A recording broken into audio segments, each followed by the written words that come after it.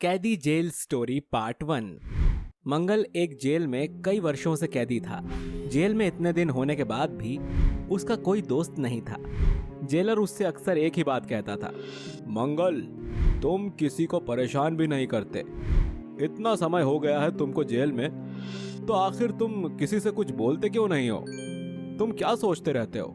क्या तुम्हारे ऐसे ना बोलने पर तुम्हारी सजा कम हो जाएगी? तुझे जो सजा मिली है मुझे वो पूरी करनी है। उसे पूरा करने के बाद ही मैं इस जेल से जाऊंगा।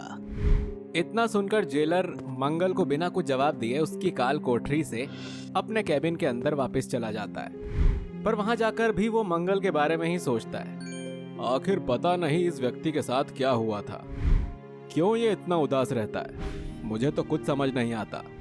ना किसी से कुछ कहता है, ना किसी की सुनता है। पता नहीं ये किसकी सजा काट रहा है। तभी अगले दिन मंगल से मिलने के लिए एक लड़की जेल में आती है जिसका नाम जूली था। जेलर उसे कहता है, जूली, तुम मंगल से मिलकर क्या करोगी? वो तो किसी से कुछ बोलता ही नहीं है। वो एक अजीब किस्म का कैदी है, खुद में ही डूबा रहता है। जूली फिर जेलर से कहती है, जेलर साहब, मुझे उससे मिलना है, बहुत जरूरी काम भी है जो बिना उससे मिले करना संभव नहीं है, तो मुझे उससे मिलकर बात करनी होगी। जेलर जूली को मंगल से मिलने की इजाजत दे देता है। जूली मंगल की काल कोठरी में चली जाती है और जाकर मंगल को बोलती है, मंगल, मैं तुम्हारे बारे में सब कुछ जानती हूँ। मुझे तुमसे कुछ बातें करनी है, तो इसलिए मैं तुमसे जो कुछ भी पूछूं तुम उसका सही और सच जवाब देना। जूली की बात सुनकर मंगल कुछ जवाब नहीं देता और चुपचाप बैठा रहता है। देखो, अगर तुम नहीं बताओगे तो तुम सारी उम्र इसी जेल में सड़ते रहोगे और तुम्हारे साथ बीती घटना का पता किसी को भी नहीं चलेगा। हमें सबको सच से रूबरू करवाना ही होगा। मंगल फिर भी कुछ नहीं बोलता तो जूली उस पर गुस्सा होती है और कहती है, ठीक है, तुम यहीं पर रहो और ऐसे ही इस जेल की काल कोठरी में सड़ते रहो। तुम्हें कोई फर्क नहीं पड़ता तुम्हारे परिवार के साथ क्या हुआ और तुम्हारे परिवार को लोग क्या क्या कहते हैं। ये बात सुन मंगल बोलता है, अगर मैं तुम्हें कुछ बता भी दूं तो उससे क्या होगा? अब इन बातों का कोई फायदा नहीं है, तो तुम गड़े मुर्दे मत उखाड़ो। मंगल, तुम मुझ पर विश्वास तो करके देखो, जो भी होगा सही होगा। मैं हमेशा तुम्हारे साथ ही रहूंगी और हो सकता है जो सच मैं जानती हूँ वो पूरी दुनिया के सामने भी जल्दी आ जाए। ठीक है, मैं तुम्हें अपनी बीती लाइफ के बारे में बताता हूँ। मैं एक ट्रक ड्राइवर था और एक दिन रोड पर ट्रक लेकर जा रहा था। रास्ते में मैंने देखा कि कुछ लड़कियाँ जंगल के रास्ते में खड़ी थीं। उन्होंने मुझसे लिफ्ट लेने के लिए हाथ दिया। मैंने अपने ट्रक को रोक लिया। फिर आगे क्या हुआ? मुझे सब कुछ विस्तार में बताओ। फिर वो लड़कियां ट्रक में बैठ गईं और फिर कुछ दूरी पर उनकी मंजिल आ गई तो वो उतर गईं। अगले दिन मुझे पता चला कि उनमें से एक लड़की मर चुकी थी और पुलिस ने उसके मर्डर केस में मुझे जेल में कर दिया। तो तुमने अदालत में सच क्यों नहीं बताया? तुम वहाँ अपनी बेगुनाही साबित कर सकते थे। मेरी सुनता कौन? मैं एक गरीब आदमी हूँ। मैंने अदालत में बहुत गुहार लगाई कि मैं निर्दोष हूँ। मुझे नहीं पता कि उस लड़की के साथ क्या हुआ। मैं तो उनको सही सलामत छोड़कर आया था, लेकिन मेरी किसी ने एक नहीं सुनी और पुलिस ने मुझ पर इतने झूठे चार्ज लगाए कि मुझे वो कबूल करना पड़ा। तुम्हारी बातें सुनकर मुझे विश्वास हो गया है कि तुमने ऐसा नहीं किया होगा। आखिर फिर तुम यहाँ पर कैद कैसे हुए? जूली मैडम, हालात सब कुछ करा देता है, तुम इस बात को नहीं समझोगी। तभी वहां पर पुलिस वाला आ जाता है और वो जूली को बोलता है, तुम्हारा मिलने का टाइम पूरा हुआ, अब तुम वापस जा सकती हो। सर, मुझे कुछ समय और चाहिए। नहीं मैडम, कैदी से मिलने के लिए ये समय ही बहुत है। अब तुम यहाँ से चली जाओ। जूही वहां से निकल जाती है, पर उसे एहसास भी नहीं होता कि कोई उसका लगातार पीछा कर रहा था। फिर जूली सोचती है, मुझे उस गुत्थी को सुलझाने के लिए ऐसे लोगों से मिलना होगा जो मंगल को करीब से जानते हों। फिर जूली मंगल के घर चली जाती है। वो आदमी भी उसका पीछा करते करते वहां पहुंच जाता है। फिर जूली को मंगल के घर में उसकी बूढ़ी माँ बैठी दिखाई देती है, जो जूली को देखकर डरते हुए बोलती है, नहीं नहीं, मुझे मत मारो। मेरा बेटा यहाँ नहीं है, उसने कुछ नहीं किया, वो बेकसूर है।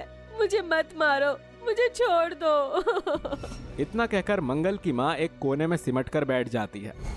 जूली उनके पास जाकर उन्हें प्यार से छूती है तो मंगल की माँ कहती है, तुम कौन हो और यहाँ पर क्या करने आई हो? आंटी जी, मैं मंगल का केस स्टडी कर रही हूँ और मैं एक पुलिस ऑफिसर हूँ और ये मेरा पहला केस है। मुझे पता है कि मंगल निर्दोष है। लेकिन तुम ये कैसे जानती हो कि मंगल निर्दोष है? क्योंकि आंटी जी, जिस लड़की की मौत हुई थी वो मेरी दोस्त थी और मरने से पहले उसका फोन मेरे पास आया था कि कुछ लोग उसे मारने की कोशिश कर रहे हैं। तो बेटी, क्या उसने तुम्हें सच बताया? नहीं आंटी जी, इससे पहले कि वो मुझे कुछ बताती, मुझे गोली चलने की आवाज़ आई थी। हो ना हो उसका मर्डर हुआ था, लेकिन मंगल का उसने कोई जिक्र नहीं किया।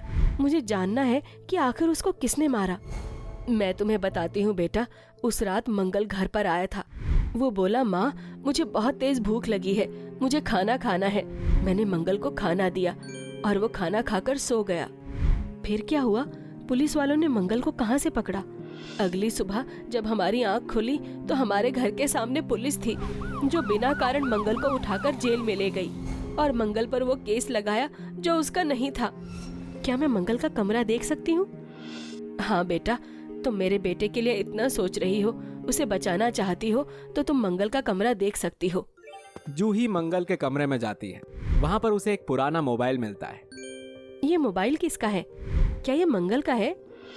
तभी उसकी माँ कमरे में आकर कहती है, हाँ बेटी, ये मंगल का ही फोन है।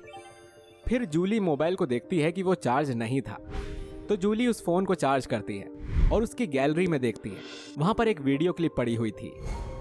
वो वीडियो खोलती है तो उसमें देखती है कि उसकी फ्रेंड और उसके साथ उसकी 4 फ्रेंड और थी। ये देखकर वो सोचती है, हो ना हो इन चारों लड़कियों को इसके बारे में कुछ पता होगा।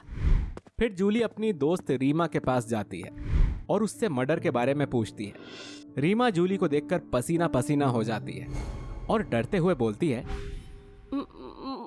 मुझे कुछ नहीं पता, तो तुम जाओ यहाँ से। रीमा, अगर तुम्हें कुछ नहीं पता तो तुम इतना घबरा क्यों रही हो? रीमा, तुम किसी से मत डरो, मुझे सब कुछ सच सच बताओ कि आखिर क्या हुआ था उस रात। कोई बेकसूर जेल में कैदी बना हुआ है, तुम्हारा सच उसे इंसाफ दिला सकता है। मुझे कुछ नहीं पता। रीमा ये कहते हुए वहां से दौड़ते हुए कमरे में जाती है और कमरे को बंद कर लेती है। जूली भी उसके पीछे जाती है। रीमा जैसे ही कमरे में घुसती है, वहां पर पहले से ही बहुत बड़ा क्रिमिनल जसवंत था, जो पेशे से एक मर्डरर था और लोगों को पैसों के लिए मौत के घाट उतार देना उसका शौक था। उसको देखकर रीमा चिल्लाती है, जूली मुझे बचाओ, बचाओ, ये मुझे मार देगा, जूली बचाओ। रीमा की आवाज सुनकर जूही कमरे के दरवाजे को खोलने की कोशिश करती है और थोड़ी ही देर में वो कामयाब भी हो जाती है। पर तभी जूली कमरे में जसवंत को देखकर चौंक जाती है। तुम तो क्रिमिनल जसवंत हो, तुम यहाँ? ओह, तो इसका मतलब है तुम भी इस मर्डर में शामिल हो। पर इससे पहले जूही कुछ करती, जसवंत उसके ऊपर गोली चला देता है। जूही को गोली हाथ पर लगती है और वो बेहोश होकर गिरने ही वाली होती है।